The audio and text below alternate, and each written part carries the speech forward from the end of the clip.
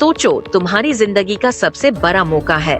तुम्हारी कंपनी का सीईओ तुम्हारी तारीफ कर रहा है, सब तुम्हें जीनियस कह रहे हैं, मगर अगले ही दिन तुम्हें बिना किसी वजह के नौकरी से निकल दिया जाता है।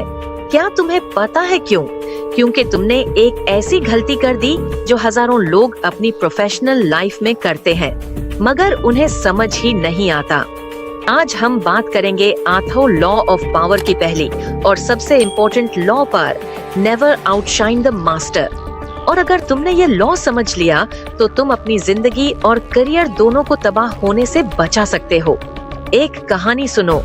फ्रांस का एक बड़ा वजीर था, निकोला फुके।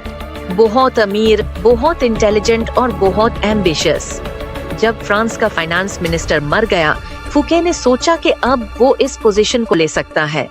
उसने अपने आप को प्रूव करने के लिए एक ग्रैंड पार्टी रखी, ऐसी शानदार पार्टी जिसमें फ्रांस का किंग लुईस 14 भी था। हर जगह फुके का जिक्र हो रहा था।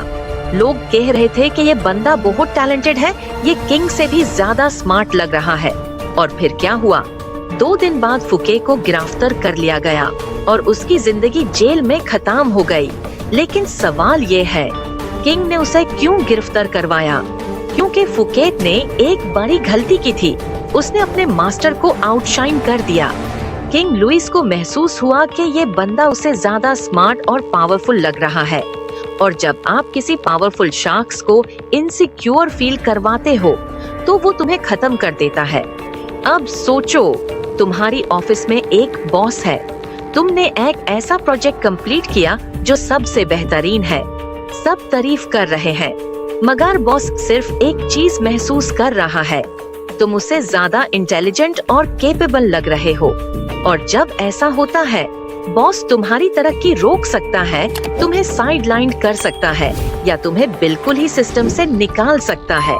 तो इसका सॉल्यूशन क्या है? फन।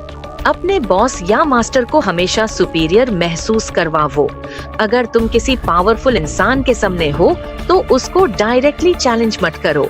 उसको लगना चाहिए कि तुम उसके सपोर्टर हो, उसका स्टूडेंट हो। दूसरी कभी भी अपनी टैलेंट को एक्सट्रीम लेवल पे ना दिखाओ। अगर तुम बहुत स्मार्ट हो तो थोड़ा अपनी इंटेलिजेंस को टोन डाउन करो, ताकि जो तुमसे ऊपर है उसे इनसिक्योरिटी महसूस ना हो। तीसरा, हमेशा क्रेडिट डिस्ट्रीब्यूट करो। अगर तुमने कोई अच्छा काम किया है तो उसका क्रेडिट थोड़ा अपने बॉस या सीनियर्स को भी दो। इससे वो महसूस करेगा कि तुम उसके अगेंस्ट नहीं बल्कि उसके साथ हो। सोचो, तुम्हारी जिंदगी का सबसे बड़ा मौका है। तुम एक ऐसी जगह हो जहां तुम सबसे ज्यादा स्मार्ट और केपेबल इंसान लग रहे हो। क्या तुम वो सब कुछ ओपनली दिखाना चाहोगे या फिर थोड़ा डिप्लोमेसी यूज करोगे? अगर फुके की कहानी से तुमने कुछ सीखा है तो कमेंट में लिखो, पावर को समझना जरूरी है। ये तो सिर्फ 8 ही लॉज ऑफ पावर की पहली लॉ थी, लेकिन ऐसी 70 और लॉज हैं जो तुम्हारी जिंदगी बदल सकती हैं। अगर तुम चाहते हो कि मैं अगली लॉ का डीप एनालिसिस करूं, तो वीडियो को लाइक करो, कमेंट करो और चैनल सब्सक्राइब कर लो। और याद रखो, दुनिया सिर्फ टैलेंट वालों की नहीं होती, दुनिया उन लोगों की होती है जो पावर को समझते हैं।